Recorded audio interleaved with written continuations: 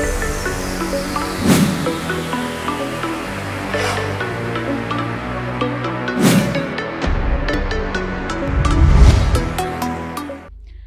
Hello welcome to best of the day.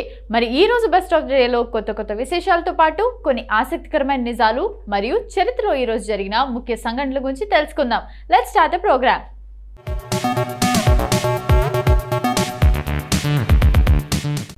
ముందుగా అంతర్జాతీయ విద్యార్థుల దినోత్సవం గురించి చెప్పుకుందాం.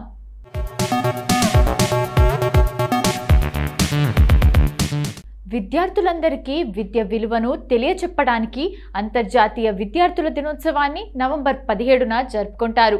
ప్రపంచవ్యాప్తంగా ఉన్న విద్యార్థుల విజయాలు, సహకారాన్ని గౌరవించడానికి, సాంస్కృతిక విభజనలో అడ్డంకులను తొలగించి బంధాలను ఏర్పరచుకునేందుకే ఈ రోజును జరుపుకుంటారు. మన దేశంలో ఇంటర్నేషనల్ స్కూల్స్, కాలేజీలు, వర్సిటీల్లో మల్టీకల్చర్ స్టూడెంట్స్ సంఖ్య ఎక్కువ. దాదాపు ఇందులో చదువుతున్న చాలామంది స్టూడెంట్స్ ఇతర రాష్ట్రాల నుంచి వచ్చే విద్యార్థులతో మంచి స్నేహితులుగా మెలిగేందుకు కూడా ఈరోజు ఉపయోగపడుతుంది. ప్రాముఖ్యత: వివిధ సంస్కృతులకు చెందిన వ్యక్తులు పరస్పరం ఆలోచనలు పంచుకునే వాతావరణంలో ఆవిష్కరణ, సృజనాత్మకత వృద్ధి చెందుతాయి.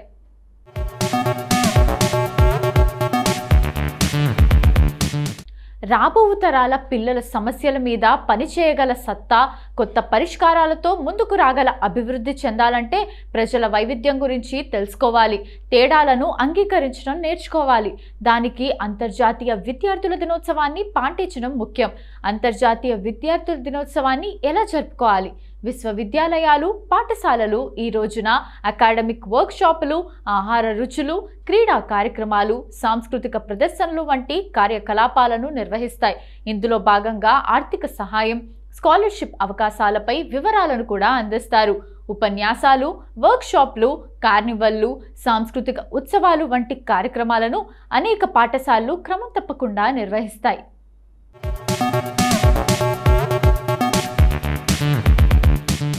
దీనికి అనుగుణంగా విద్యార్థులు వ్యాసరచన పోటీలు, పరీక్షలు, చర్చలు, ఇతర వినోదాత్మక కార్యకలాపాలు వంటి వివిధ కార్యక్రమాల్లో పాల్గొంటారు.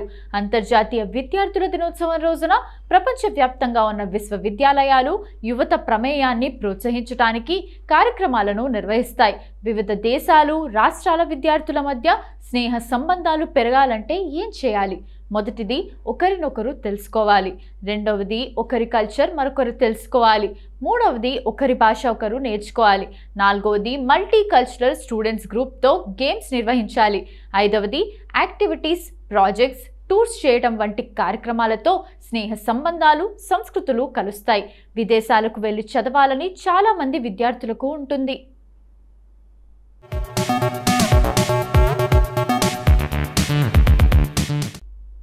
అయితే ఖర్చుల భయంతో వెనకాడుతుంటారు. కానీ నిజంగా ఉన్నత విద్యపై ఆసక్తి, కష్టపడి చదివే అలవాటు ఉంటే స్కాలర్షిప్లు ఇటువంటి వారికి ఎంతగానో సహకరిస్తాయి. అలా ఫారెన్ వెళ్లే విద్యార్థుల కోసం సిద్ధంగా ఉన్న ఉపకార వేతనాలు ఏంటో మనము చూద్దాం. విదేశాలకు వెళ్ళాలంటే అంత సులభమైతే కాదు, చాలా ఖర్చుతో కూడుకున్నది. ఇలాంటి సమయాల్లో స్కాలర్షిప్స్ ఉపయోగపడతాయి. చాలా సంస్థలు విద్యార్థులకు ఇటువంటి ఆర్థిక సహకారం అందిస్తున్నాయి. అవేంటో తెలుసుకొని అవకాశం ఉన్న వాటికి దరఖాస్తు చేయడం ద్వారా అర్హత మేరకు ప్రయోజనం పొందొచ్చు. స్కాలర్షిప్స్ అనేవి విద్యార్థుల సమర్థత, మార్కులు, ఇతర అర్హతలను పరిశీలించి ఇస్తారు. ఇవి ఖరీదైన ఉన్నత విద్యను తక్కువ ఖర్చుతో అందేలా సహాయం చేయగలవు.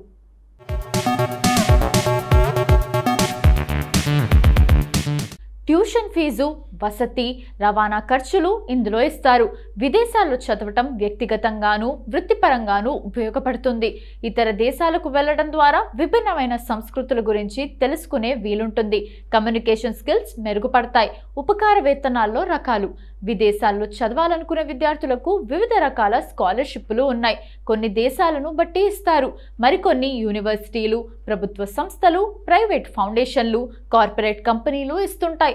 ఇలా ఇచ్చే స్కాలర్షిప్లు ప్రతిభ, అవసరాల ప్రాతిపదికన అణగారిన వర్గాలకు ఇచ్చేవిగా ఉంటాయి. అకాడమిక్ లక్ష్యాలు, ఆర్థిక అవసరాలకు తగిన విధంగా దరఖాస్తు చేసుకోవాలి. వెతకడం ఎలా?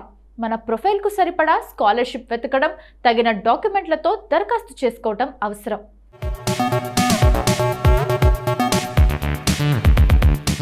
స్కాలర్షిప్ డేటాబేస్ కోసం గవర్నమెంట్ అందించే వాటి గురించి, అంతర్జాతీయ విద్యార్థులకు ఇచ్చే ఫండ్స్ గురించి తెలుసుకోవడం ద్వారా సరిగ్గా ప్రణాళిక చేసుకోవచ్చు.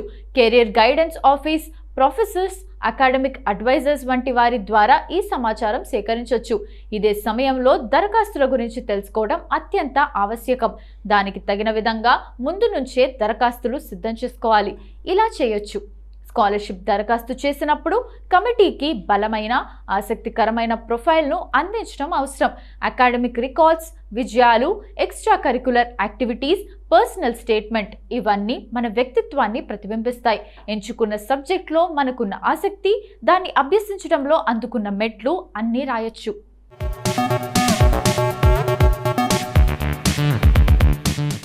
ఇప్పటి వరకు అంతర్జాతీయ విద్యార్థుల దినోత్సవం గురించి మనకు తెలియని కొన్ని ఆసక్తికరమైన నిజాలు తెలుసుకున్నాం కదా. మరి నవంబర్ 17వ తేదీన ఒక్కసారి చరిత్రలోకి వెళ్ళి చూస్తే ఎంతో మంది ప్రముఖుల జన్మాలు జరిగాయి. మరి ఒక్కసారి చరిత్ర పుటల్లోకి వెళ్ళి నేడు జన్మించిన ప్రముఖులు ఎవరో తెలుసుకుందాం రండి.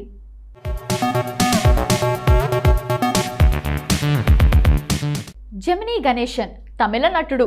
తెలుగులో కూడా అనేక చిత్రాల్లో నటించాడు. ఇతడు తెలుగు సినిమా మహానటి సావిత్రి భర్త. ఊరు పుదుక్కొట్టై. జెమినీలో పనిచేయటం వల్ల జెమినీ గణేశన్గా వ్యవహరిస్తారు. ఇతను సైన్స్ గ్రాడ్యుయేట్. మద్రాసులో లెక్చరర్గా పనిచేశాడు. స్పోర్ట్స్ మ్యాన్, అనేక హిట్ సినిమాల్లో హీరోగా, తర్వాతి రోజుల్లో క్యారెక్టర్ యాక్టర్గా నటించాడు. తమిళ, తెలుగు, హిందీ సినిమాల్లో కూడా నటించాడు. 4 పెళ్లిళ్లు చేసుకున్నాడు. మొదటి భార్య అలిమేలు, రెండో భార్య నటీమణి పుష్పవల్లి, నటి రేఖ తల్లి, మూడో భార్య నటి సావిత్రి. తన 79వ ఏట సెక్రటరీ జూలియానా 4వ భార్య. ఇతను 22 మార్చ్ 2005 తేదీన దీర్ఘకాలిక అనారోగ్యం వల్ల చనిపోయారు. గణేశన్ 1920 నవంబర్ 17న పుదుక్కొట్టైలో జన్మించారు.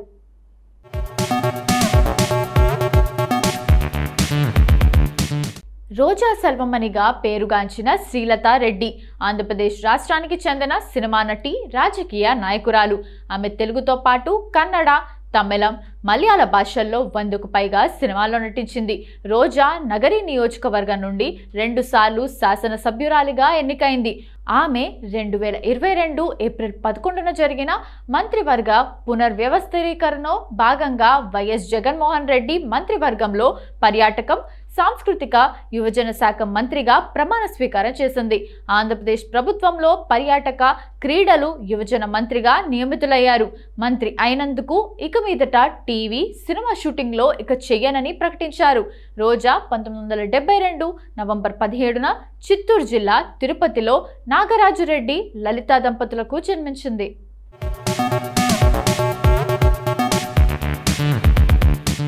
శోభనా సమర్థ్ భారతీయ నటి, దర్శకురాలు, నిర్మాత. ఆమె టాకీ సినిమాల రోజుల్లో తన కెరీర్ను ప్రారంభించింది.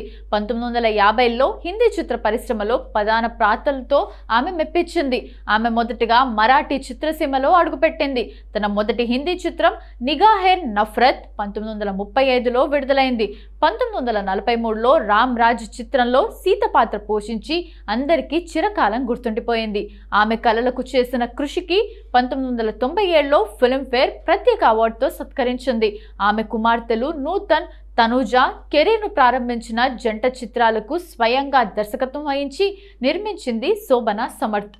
సరోజ్ సిలోత్రి 1916 నవంబర్ 17న ముంబై, మహారాష్ట్రలో జన్మించారు. ముంబైకి చెందిన దర్శకుడు, సినిమాటోగ్రఫర్ కుమార్ సేన్ సమర్థ్ను శోభన వివాహం చేసుకుంది.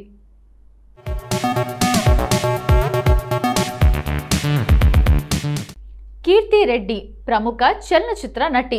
ఈవిడ హిందీ, తెలుగు, తమిళం, కన్నడ చిత్రాల్లో నటించింది. గన్ షాట్ చిత్రం ద్వారా తెలుగు తెరకు పరిచయమైన కీర్తి రెడ్డి పవన్ కళ్యాణ్ నటించిన తొలి ప్రేమ చిత్రం ద్వారా గుర్తింపు పొందింది. కీర్తి రెడ్డి 1978 నవంబర్ 17న హైదరాబాద్లో జన్మించింది. 1996లో ఎస్వి కృష్ణారెడ్డి దర్శకత్వంలో వచ్చిన గన్ షాట్ చిత్రం ద్వారా తొలిసారిగా తెలుగు సినిమాలో నటించింది కీర్తిరెడ్డి. 1997లో తమిళంలో నటించిన దేవతై సినిమా కీర్తిరెడ్డికి విజయాన్ని అందించింది. 2004లో గుణశేఖర్ దర్శకత్వంలో వచ్చిన అర్జున్ చిత్రంలోని నటనకు ఉత్తమ సహాయ నటిగా ఫిల్మ్ఫేర్ పురస్కారాన్ని అందుకుంది. 2004లో కీర్తిరెడ్డి వివాహం ప్రముఖ నటుడు సుమంత్తో జరిగింది.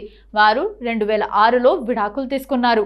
ఆ తర్వాత 2014లో లండన్లో సెటిల్ అయిన డాక్టర్ కార్తిక్ను వివాహం చేసుకుంది. వీరికి 2 పిల్లలు.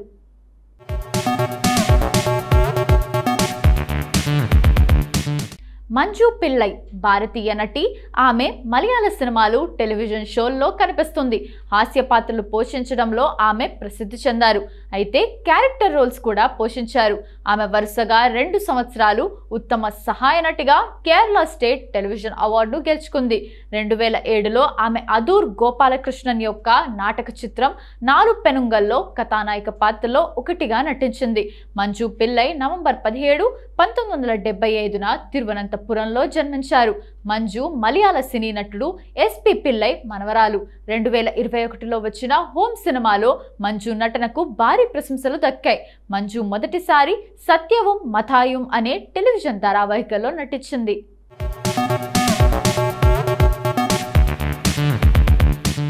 సో ఇదండి వాటి best of the day episode. ఈ ఎపిసోడ్ అనేది ఈ రోజుకు సంబంధించిన కొన్ని ఆసక్తికరమైన విశేషాలు తెలుసుకోవడానికి ఉపయోగపడిందని అనుకుంటూ మళ్ళీ రేపటి ఎపిసోడ్లో కలుద్దాం.